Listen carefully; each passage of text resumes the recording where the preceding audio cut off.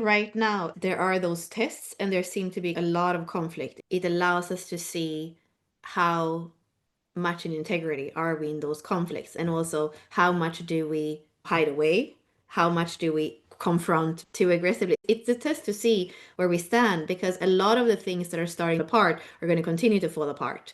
The countdown is really happening. The quickening is happening. We are going to see those planets that go retrograde. So even going back to Aries, where we have Saturn retrograde, we're going to be able to revisit some of the things. I would look at the transit and look at the overlay with your own chart. And at the same time, it just seems to be, how are you dealing with this? Because there are going to be more unexpected things. We have the individual circuit with integration channels that have to do with evolution and self-empowerment.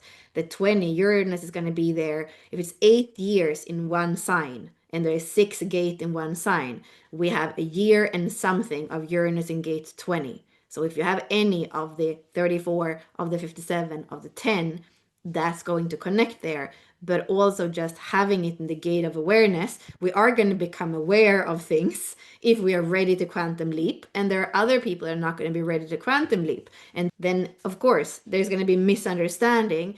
And in this quickening, a lot of the misunderstandings lead to conflict.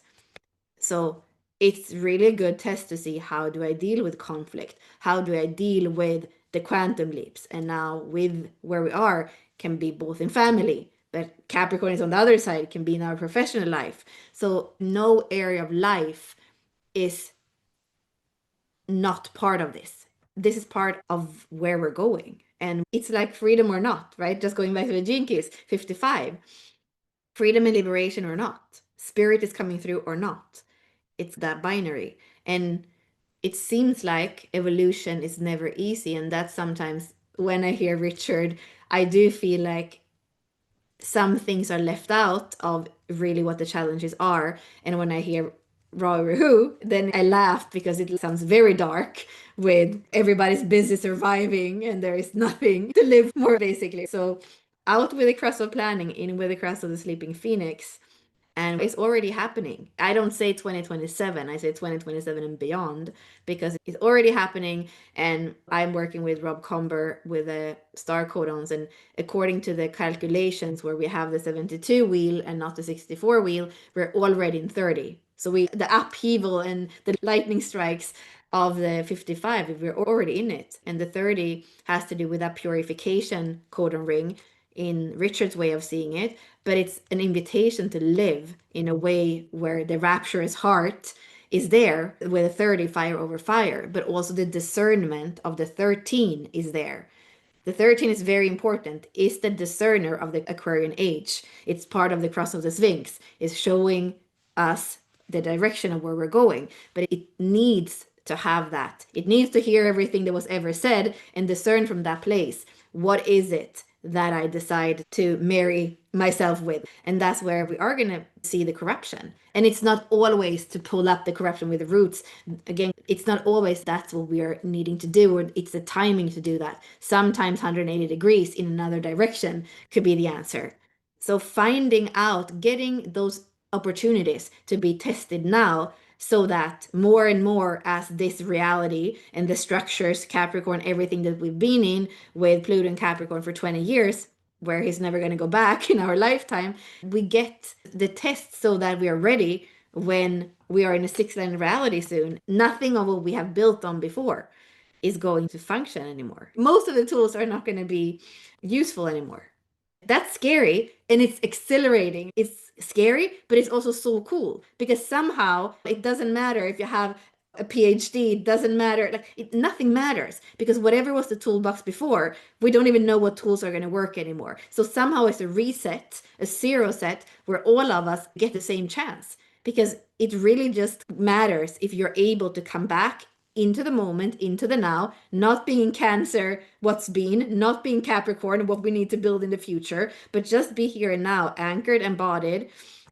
And then with that cellular wisdom in the now, whatever happens, you can respond from there. And that's also going back to, what are you telling yourself about the situation? This is so horrible that this is happening right now. This is just too much. How can these situations, 4 situations, happen in the same week? If you hear yourself say that, you are programming yourself to believe that. And then you just get more of that. So are you speaking about this as an accelerating opportunity, or are you speaking about it, no, I can't take this, it's too much and it's not fair and all these things, you know? You get to actually create the narrative here. And that's going back to today. Cross of Maya, cross of obscuration, cross of details. How are you interpreting the details?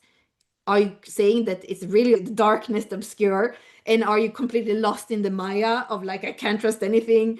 You get to create a narrative where we are now. And I don't like the word auspicious really, but it is an auspicious time because you're going to see there are things where you won't be able to stay anymore because it's like water and oil. And that's how clear it's going to start to be in some situations. It's not comfortable. Going back to that 20 in Uranus, connecting with the 57, which is the core wound of humanity. So we have lightning strikes in the freaking core wound of unease and anxiety for tomorrow of humanity for a year and something. Like these times leading up exactly to February 2027, that is the change agent. And some people are going to feel like that voltage is just too much, and there are going to be all kinds of opportunities to opt out from this planet, from this mission. There's no judgment. Some people opt out, some people step in. And it could be who you least believe would opt in or opt out that does it. How do we deal with that? What do we make that? What narrative do we have about that? We can have preference, but can we be non-judgment and continue to anchor back into our own here and now in our own heart more than trying to figure it out with the mind, because that's just not going to work.